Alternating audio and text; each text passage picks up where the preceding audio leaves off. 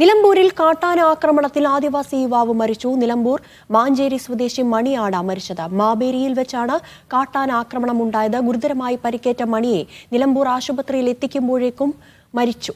മൃതദേഹം നിലമ്പൂർ സർക്കാർ ആശുപത്രി മോർച്ചറിയിൽ. വിവരങ്ങളുമായി മുഹമ്മദ് അസ്ലം ചേരുന്നു. അസ്ലം, എപ്പോഴായിരുന്നു ഈ ഒരു ദാരുണ സംഭവം ഉണ്ടായത്? എവിടെ വെച്ചാണ് ഇയാളെ കാട്ടാന ആക്രമിച്ചത്? നിലമ്പൂരിനടുത്തുള്ള മാഞ്ചേരി ആദിവാസികൾ താമസിക്കുന്ന ഒരു ഭാഗം അവിടെ ഉണ്ട്.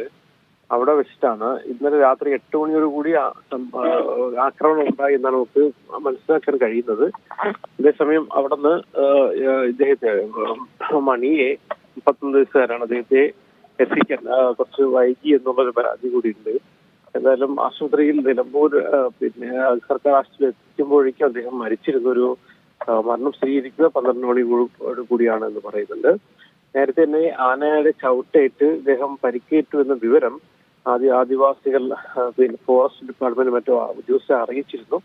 അതേസമയം അവിടുന്ന് ആംബുലൻസ് വരുന്നതിനും മറ്റു ആളുകൾ എത്തുന്നതിനൊക്കെ കുറച്ച് വൈകി. ഇതിനിടയ്ക്ക് നാട്ടുകാർ തന്നെ സംഘടിച്ചാണ് മൃതദേഹം പരിക്കേറ്റയാളെ ആദ്യം പുറത്തേക്ക് കൊണ്ടുവരുന്നത്, പിന്നെ ആശുപത്രിയിലേക്ക് കൊണ്ടുവരുന്ന വഴിക്ക് മരണപ്പെടുന്നു. എന്തായാലും ഇപ്പോൾ ഇതിന്റെ മൃതദേഹം നിലമ്പൂര് ആശുപത്രിയിലുണ്ട്.